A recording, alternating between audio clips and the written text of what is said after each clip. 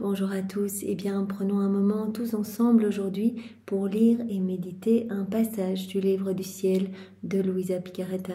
Au nom du Père qui m'a créé, du Fils qui m'a sauvé et du Saint-Esprit qui me sanctifie. Amen. Jésus, je m'immerge en toi, dans ta divine volonté, comme tous les jours, je m'unis à toi, je m'identifie à toi, je me consume en toi, je fusionne ma volonté dans la tienne et je t'invite dans mon âme, dans mon cœur, pour que tu puisses y faire ta demeure définitive. Seigneur, sens toi libre d'agir à partir de toute mon humanité que je t'offre en gage de mon amour pour toi. Au nom de tous. Aussi, Jésus, investis chacun de mes pas, soit dans chacun de mes regards, parle à travers ma bouche, pense à travers mes pensées, viens circuler dans mon sang, viens dans toutes mes actions, viens faire battre mon cœur, que tout soit fait pour toi, pour ta gloire, celle de ton Père, celle de l'Esprit Saint. Que tout soit fait par toi et que tout soit fait totalement immergé en toi, dans ta divine volonté. Seigneur, nous te demandons vraiment de faire de nous de bons instruments entre tes mains. Aussi, façonne-nous comme si nous étions des argiles entre tes mains, toi, notre divin potier. Et donc vraiment, amène-nous là où tu veux que nous soyons. Réalise en nos filles tout ce que tu as prévu pour chacun de nous, pour que vraiment ta gloire puisse être parfaite par nos vies en union avec toi. Jésus, je te demande maintenant de nous disposer chacun pour accueillir ce nouvel enseignement, que nos cœurs soient vraiment remplis de ton amour, de ton Esprit Saint et de ta sagesse à toi, pour que nous puissions comprendre, digérer tous ces mots bénis, les laisser s'infuser en nous et les mettre en pratique pour que nos vies portent de beaux fruits pour ta gloire. Seigneur, parle maintenant à travers ma bouche, envoie sur chacun de nous ton Esprit Saint, que ce moment fait en union avec toi puisse avoir des retombées dans tous les cœurs. Et donc vraiment, il y ait un effet en cascade, que des âmes à l'appel reviennent à toi, se convertissent, te reconnaissent, t'aiment, et vraiment que tu puisses être notre Seigneur, notre bien, notre tout, notre unique, que tu puisses vraiment retrouver cette place d'honneur à laquelle tu as droit. Nous aimerions Jésus, à chacune de nos respirations, à chacun de nos mouvements conscients et inconscients, t'offrir de la réparation, vraiment, t'offrir toute la gloire que les hommes auraient dû te donner et qui ne t'ont pas donné. Nous aimerions t'offrir de la tendresse, t'offrir vraiment notre attention à chacun de nos mouvements. Vraiment, reçois cela au nom de tous, Seigneur. Alors, le passage que nous allons méditer est celui du 12 juin 1927. Nous sommes donc dans le volume 22 et c'est Luisa qui parle. Je suivais à ma manière habituelle les actes du divin fiat afin de réparer et rétablir les relations entre le Créateur et la créature. Donc Luisa est en train de faire des actes de réparation, c'est-à-dire qu'elle va prendre tous les actes qui sont mauvais, des actes qui offensent Jésus. Elle les prend, elle les plonge dans l'acte unique et éternel de Dieu, dans sa divine volonté, elle les refait et elle les offre à la Trinité, tout refait, tout magnifié, comme autant d'actes de louange, de bénédiction et d'amour. Elle prend également tous les actes bons, les actes saints de tous les temps. Elle prend depuis le premier acte d'amour jusqu'au dernier, elle les récapitule tous, elle les plonge également dans l'acte unique et éternel de Dieu pour les sanctifier, les rendre parfaits, et elle les offre à Dieu vraiment pour un surcroît de gloire, pour qu'il soit heureux. Tout ce qu'elle fait, bien sûr, est fait dans la divine volonté, c'est-à-dire au nom de tous, pour amener vraiment du réconfort, pour amener de la consolation à Dieu et une réparation parfaite. Donc elle est en train de faire cela pour rétablir l'équilibre entre le ciel et la terre, l'équilibre entre la Trinité et les hommes, pour rétablir les relations entre le Créateur et la créature, entre le Rédempteur et les rachetés, entre le Sanctificateur et les sanctifiés, les relations brisées par la volonté humaine. Voilà, tout ce que nous avons détruit en quittant la divine volonté. Et mon bien-aimé Jésus me dit: ma fille, celle qui veut connaître toutes les relations qui existent entre le Créateur et la créature et conserver les liens existants, doit laisser ma divine volonté régner en elle de façon absolue. Pour comprendre parfaitement les relations entre Dieu et les hommes, il faut vivre dans la divine volonté. Pour laisser vraiment s'écouler en nos âmes tous les cadeaux, toutes les grâces et toutes les bénédictions du ciel, il faut vivre dans la divine volonté. Il n'y a que dans cette union sanctifiante que nous allons pouvoir tout recevoir, et dans la divine volonté, nos yeux vont s'ouvrir, on va voir l'amour de Dieu partout et on va avoir envie d'y répondre, de répondre à cet amour, et vraiment au nom de tous. Donc il n'y a que dans la divine volonté qu'on va comprendre tous ces liens entre le Rédempteur et les rachetés, entre le sanctificateur et les sanctifiés, entre Dieu et les hommes. En fait, puisque la vie de ma volonté est présente dans toute la création, elle formera une seule et unique vie pour toutes les choses créées. Et comme la vie est une, la créature qui vit dans la divine volonté comprendra leur langage et les relations qui existent avec son Créateur. Voilà, puisque c'est un acte unique et éternel, la divine volonté, elle se trouve partout. Quand la créature va se plonger dans la divine volonté, elle va directement être en connexion avec tous les éléments créés, puisque nous savons que la divine volonté opère et agit dans chaque petit élément, dans chaque petite feuille, dans chaque bourgeon, dans chaque petit insecte, etc. Elle est en train d'opérer, de travailler et de conserver les qualités divines dans tous ces éléments créés. Et donc la créature qui va se plonger dans la divine volonté, elle va directement être en connexion avec tout. Donc quand elle va faire une prière, cela va résonner dans toute la création, dans le ciel, les bienheureux vont répéter sa prière, les saints, même la Vierge Marie, etc. Chaque créature parle avec son Créateur et possède les caractères lisibles de mon divin fiat. Mais sais-tu qui est capable d'entendre leur voix, de comprendre leur langage céleste et de lire les divins caractères que chaque chose créée a imprimés en elle? C'est la créature qui possède ma volonté. Voilà, Jésus en a déjà tellement de fois parlé. La volonté humaine a vraiment mis un voile sur nos yeux, un voile sur nos oreilles. Nous n'entendons plus la voix de Dieu, nous ne répondons plus, donc plus à ses inspirations divines, nous ne voyons plus son amour partout, etc. Donc vraiment, nous nous embourbons dans nos volontés propres. Aussi, vraiment, il nous appelle à revenir, à donner notre oui pour qu'il puisse lui-même nous nettoyer complètement, nous purifier, nous remplir de sa splendeur, de sa lumière, de son Esprit Saint, pour que nous puissions nous émerveiller de son amour partout et vraiment y répondre. Donc c'est la créature qui possède la divine volonté qui va pouvoir se remettre en lien avec Dieu. Rappelons-nous, Jésus nous a dit dans un autre enseignement, Adam, quand il a quitté la divine volonté, c'est comme s'il avait obstrué tous les canaux de communication avec Dieu. Il n'a plus rien reçu et donc il a commencé à avoir peur de tout, à se voir nu, à perdre ce beau manteau de lumière, ce vêtement royal, et de là ont découlé tous les vices, les maux, les inéquités. Donc quand l'âme va revenir dans la divine volonté, cette place à laquelle Dieu l'attend, eh bien, la divine volonté comprenant tout, l'âme va être vraiment remplie de cette splendeur divine, de cette vie divine, et elle va laisser cette vie divine croître en elle. Et donc, elle va pouvoir être en connexion avec toute la création et être vraiment en lien avec Dieu.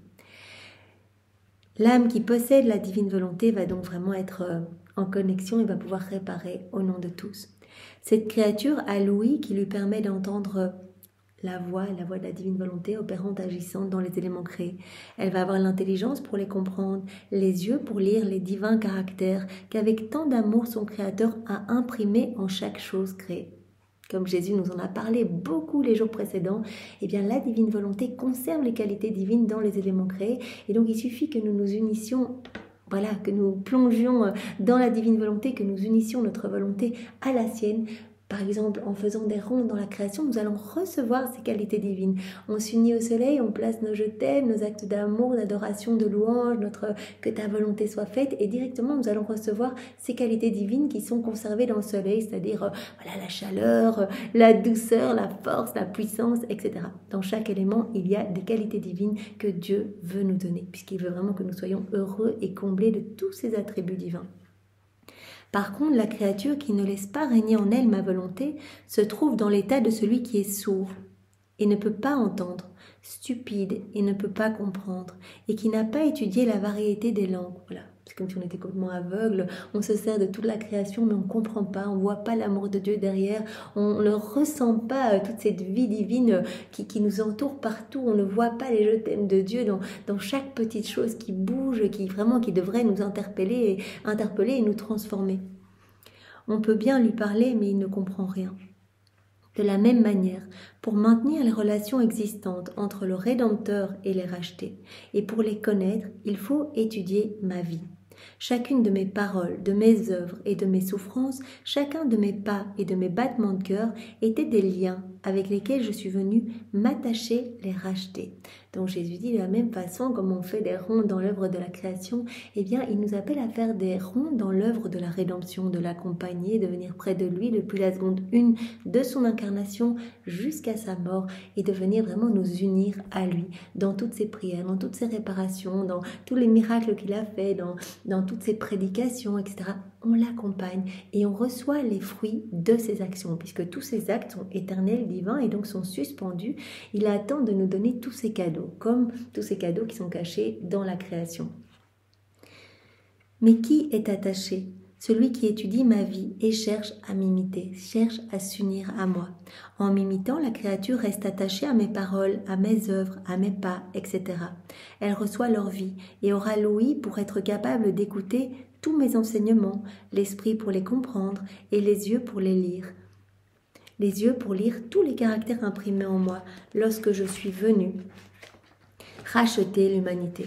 Donc vraiment, le fait de vivre dans la divine volonté Jésus va le faire en nous, en fait. Il va vraiment ouvrir notre cœur, ouvrir notre intelligence pour qu'on comprenne, en fait, tout ce qu'il est venu faire sur la terre. Directement, on va se sentir attaché, on va être appelé à réparer avec lui, on va sentir ses souffrances dans notre cœur, ces souffrances qui continuent, cette passion-là du manque de réciprocité à son amour. Et bien, cette passion-là, elle est éternelle, elle durera jusqu'à ce que le monde soit à nouveau établi, que le royaume de la divine volonté soit à nouveau établi sur la terre. Donc nous allons accompagner Jésus et totalement immergé dans sa divine volonté, nous allons pouvoir comprendre ses peines et ses souffrances. Donc il va vraiment nous donner son intelligence et sa sagesse. Ce sera pour la créature qui vit dans la divine volonté un langage compréhensible. Si la créature ne fait pas cela, qu'elle ne s'immerge pas en moi et que elle essaie de comprendre, les caractères de la rédemption seront pour elle illisibles, ce sera pour elle un langage étranger et les relations et les liens de la rédemption ne seront pas en vigueur.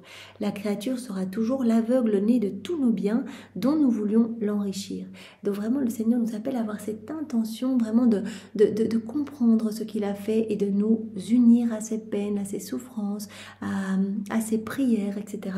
pour en recevoir les fruits, pour recevoir tous les fruits de la rédemption qui soient distribués dans nos cœurs à nous, mais aussi dans tous les cœurs de tous les hommes, et qu'ainsi son royaume puisse s'établir sur la terre. Voilà, à chaque fois que nous nous unissons à Jésus, c'est son royaume qui se rapproche un peu plus de nous. Ce sont les frontières du royaume de la divine volonté qui s'élargissent dans nos cœurs, mais aussi dans tous les cœurs. Et celle qui veut connaître et recevoir tous les liens et les relations de sainteté doit aimer le sanctificateur. Donc vraiment, on doit aussi demander l'Esprit Saint. Vraiment, quand on vit dans la divine volonté, directement la Trinité va venir s'installer dans notre cœur. Ça, Jésus l'a dit, vraiment le fait de vous immerger dans la divine volonté attire comme un aimant la Trinité dans votre âme qui va s'installer. Donc je viens m'installer avec mon Père, l'Esprit Saint, mon royaume, mon trône, mes actes divins, mes attributs divins, mes œuvres, mes qualités divines. Je vous donne tout. Je viens dans votre âme et donc vraiment, je viens prolonger ma vie en vous. Donc vous allez être gorgé de l'Esprit Saint et donc mon Esprit Saint vous éclairera et vous remplira de mon amour. Vous deviendrez donc des petites torches de ma lumière et de mon amour. Le Saint-Esprit dépose ses flammes sur le chemin de celle qui aime vraiment et il la lie avec les relations de sa sainteté. Sans amour, il n'y a pas de sainteté parce que les liens d'une sainteté véritable sont déjà brisés. Donc vraiment, c'est en s'unissant à Jésus, en immergeant notre volonté dans la sienne, en la consumant, que Jésus va s'installer et qu'il va nous faire grandir vraiment dans cette ressemblance avec lui-même. Il va nous faire grandir en sainteté. Il nous promet même cette sainteté divine en nous remplissant à ras-bord de lui et vraiment de son Esprit Saint. Mon Jésus a gardé le silence, mais je suis restée tout immergée dans le fiat suprême. Puis mon doux bien-aimé Jésus a ajouté « Ma fille, celui qui vit dans ma volonté voit de la lumière, et tout comme la lumière est ainsi faite que celui qui la voit s'en réjouit, d'autres peuvent aussi la voir et s'en réjouir. Il en est ainsi pour ma volonté. En se donnant à l'âme comme lumière et en la revêtant complètement, ma volonté, sans quitter celle qui la possède, se transporte entièrement au dehors et illumine chaque pensée de la créature. » la créature qui va se plonger dans la divine volonté va devenir vraiment elle-même une source de lumière. Vraiment, nous avons cette image que Jésus nous a déjà donnée précédemment. Voilà, quand il demande à Louisa de continuer son envol dans le soleil de la divine volonté, de rester attentive pour accrocher son âme dans le soleil de la divine volonté, pour que vraiment son âme devienne accrochée à cette source de lumière et puisse irradier des rayons même de cette source, de ce soleil de lumière qu'est la divine volonté. Donc quand on vient s'immerger dans la divine volonté, quand on s'unit à Jésus, notre âme devient une source de lumière pour les autres aussi. Donc cette lumière va émaner de notre personne et toucher tous nos frères et sœurs aussi dans le passé et dans le futur.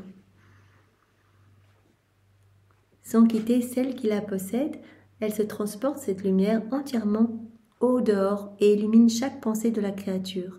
Elle transporte sa parole au dehors et illumine les paroles des autres. Elle transporte au dehors ses œuvres et ses pas et illumine les œuvres et les pas des autres. Donc on voit bien que quand on fait quelque chose dans la divine volonté, une action, on parle, on regarde, on marche, on mange, on fait la vaisselle, on se lave, on va à la messe, on prie, on répare, etc. Quand on le fait dans la divine volonté, il y a directement vraiment des répercussions dans tous les cœurs. On s'unit à Jésus. Le fait de se plonger dans la divine volonté, c'est directement de s'unir à Jésus et directement, cette lumière vient se répandre dans le cœur des autres. Et tout le monde va recevoir quelque chose. Ça, Jésus le dit tout le temps.